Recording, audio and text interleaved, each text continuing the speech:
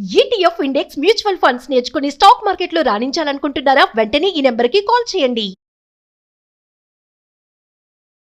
నమస్తే, welcome back to Suman TV. Present మనతో పాటు ఉన్నారు ఎనలిస్ట్ మందర్ కృష్ణారెడ్డి గారు. నమస్తే సార్. నమస్తే అమ్మా. సార్, మనం ట్రంప్ గురించి చాలా వీడియోలో మాట్లాడుకున్నాం. మళ్ళీ ఇంకొక న్యూస్ వస్తుంది బయటకి. H1B వీసా ఉన్న వాళ్ళందరికీ ఒక షాకింగ్ న్యూస్ అనుకోవాలి. అమెరికాలోని టెక్సాస్ గవర్నర్ ఎవరైతే గ్రెగ్ అబాట్ ఉన్నారో H1B వీసా వాళ్ళకి నో ఎంట్రీ అని చెప్పేస్తున్నారు. అంటే ఎందుకు అంటే మొన్నటిదాకా ట్రంప్ అన్నారు, ఇప్పుడు మళ్ళీ టెక్సాస్ గవర్నర్ ఈ నోటీస్ ఇవ్వడము అంటే H1B వీసా నో ఎంట్రీ అంటే ఎవరిని రానివ్వరా ముందు ముందు? అసలు ఏంటి, ఒకసారి వివరాల్లోకి వెళ్తే. ఇప్పటిదాకా ట్రంప్ ఆధిపత్యం మనం చూసాం. ట్రంప్ పార్టీకి సంబంధించినటువంటి కొంతమంది గవర్నర్లు కూడా రాష్ట్రాన్ని పరిపాలిస్తారు. అంటే అక్కడ ముఖ్యమంత్రులు ఉండరు, గవర్నరే పరిపాలిస్తారు. రెండోది, ప్రజల చేత ఎన్నుకోబడేటువంటి వాళ్ళనే మంత్రులుగా చేయాలని అక్కడ ఏం లేదు. తనకి ఇష్టం వచ్చిన వ్యక్తుల్ని డిపార్ట్మెంట్ హెడ్లుగా తీసుకొని వాళ్ళు పరిపాలన చేస్తారు. చాలా సిస్టమ్ డిఫరెంట్గా ఉంటుంది. మన ఇండియన్ సిస్టమ్కి అమెరికన్ సిస్టమ్కి చాలా తేడా ఉంటుంది. అమెరికాలో ఉన్నటువంటి 50కి పైగా ఉన్నటువంటి రాష్ట్రాల్లో ప్రతి రాష్ట్రానికి ఒక గవర్నర్ కంపల్సరీగా ఉంటుంది. ఆ గవర్నరే పూర్తి ఆధిపత్యంతో ఆ రాష్ట్రంలో ఉండేటువంటి మొత్తం అన్ని రకాలైనటువంటి కార్యక్రమాలని, వ్యవహారాలని చక్కబెడుతూ ఉంటారు. టెక్సాస్ అనేది ఒక పెద్ద రాష్ట్రం అమెరికాలో.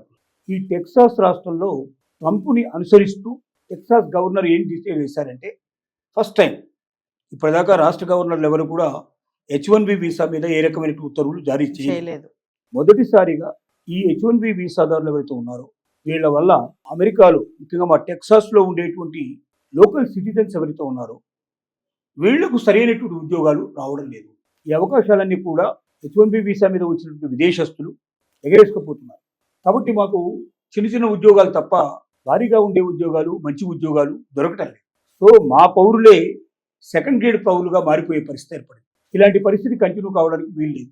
కాబట్టి ట్రంప్ ఉద్దేశాలను అర్థం చేసుకొని దాని ప్రకారంగా టెక్సాస్లో కూడా మొదటిసారిగా ఒక రాష్ట్ర గవర్నర్ H1B వీసాల మీద 2027 మే 31 వరకు కొత్త వీసాలు కానీ కొత్త అప్లికేషన్స్ కానీ స్వీకరించడానికి వీల్లేదు. ఈ లోపల కొన్ని కమిటీలు ఏర్పాటు చేసి అసలు ఎంతమంది మొత్తం టోటల్గా H1B వీసా మీద ఇప్పటిదాకా టెక్సాస్కి వచ్చారు బయట నుంచి, వాళ్ళ చదువు ఏమిటి, వాళ్ళ సంస్కారం ఏమిటి, వాళ్ళ క్యాపబిలిటీస్ ఏమిటి, అవి మన దగ్గర ఎందుకు లేవు, ఉంటే కూడా వీటిని అధిగమించి వాళ్ళకు ఉద్యోగాలు ఇచ్చారా?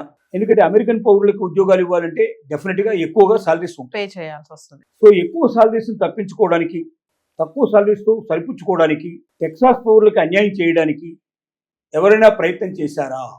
ఇవన్నీ తెలుసుకోండి అని కమిటీలను ఏర్పాటు చేస్తాం.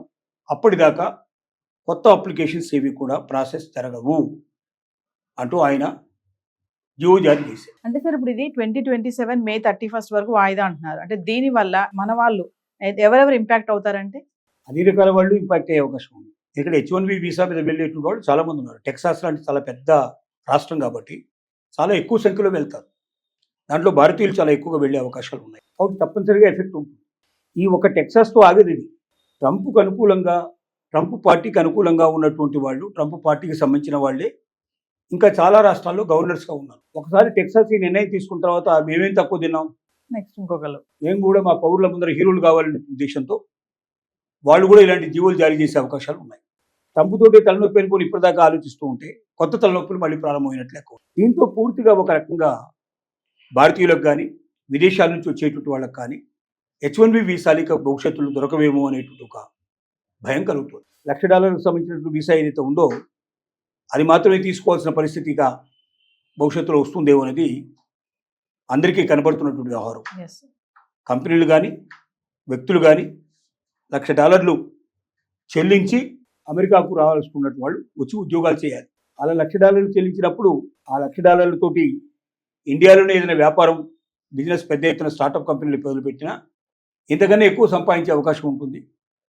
వందలాది మందికి ఉద్యోగాలు ఇచ్చే అవకాశాలు ఉంటుంది. కాబట్టి 99.9% మేధావులైన వ్యక్తులు, క్యాపబిలిటీ ఉండేవాళ్ళు ఎవరు కూడా రాకపోవచ్చుగా, భవిష్యత్తులో వెళ్ళడానికి అవకాశం ఉండకపోవచ్చు అనేది దీనికి సంబంధించినటువంటి వ్యవహారంగా మనకు కనబడుతుంది. అంటే ఇప్పుడు సార్, ఇప్పుడు కొత్తగా ఈ గ్రెగ్ అబాట్ గారు ఎవరైతే ఉన్నారు గవర్నర్ టెక్సాస్, ఈ నిర్ణయం తీసుకోవడం కారణం మన వాళ్ళు తక్కువ శాలరీకి అక్కడ ఉద్యోగాలు చేస్తారు, అక్కడ వాళ్ళకైతే హై పే చేయాలి కాబట్టి వీళ్ళందరినీ తీసుకొచ్చి ఇక్కడ పెట్టేస్తున్నారు, దానివల్ల మన వాళ్ళకి జాబ్ వేకెన్సీస్ ఉండట్లేదు అనే ఉద్దేశమే అంటారా? ట్రంప్ ఏం చెప్పాడు? ట్రంప్ చెప్తుంది అదే కదా, అమెరికన్స్కి సరైన అవకాశాలు దొరకడం లేదు, వలసదారులు వచ్చి ఆ ఉద్యోగాలు కొట్టేసి చాలా తక్కువ రేట్లో వాళ్ళు పనిచేస్తూ ఉన్నారు, తక్కువ సాలరీస్కు పనిచేస్తూ ఉన్నారు. అమెరికన్స్ని తీసుకుంటే ఎక్కువ సాలరీస్ ఇవ్వాల్సి వస్తుంది. కాబట్టి అమెరికన్స్ని తప్పించడానికే విదేశాల్లో ఉండేటువంటి వలసదారులను తీసుకొచ్చి అమెరికాలో ఈ ఉద్యోగాలు చేయిస్తున్నారు. అందుకే H1B వీసాను కఠినతరం చేయాలని చెప్పి ట్రంప్ నిర్ణయించాడు. సేమ్ టెక్సాస్ గవర్నర్ కూడా దాన్ని ఫాలో అయ్యాడు. మళ్ళీ నెక్స్ట్ ఇంకొకరు కూడా తీసుకొచ్చేమో ఇంకో డెఫినెట్ గా చాలా రాష్ట్రాల లోపల ట్రంప్కు సంబంధించిన అనుయాయులు, ఫాలోవర్స్, పార్టీకి సంబంధించిన వారే గవర్నర్స్గా ఉన్నారు.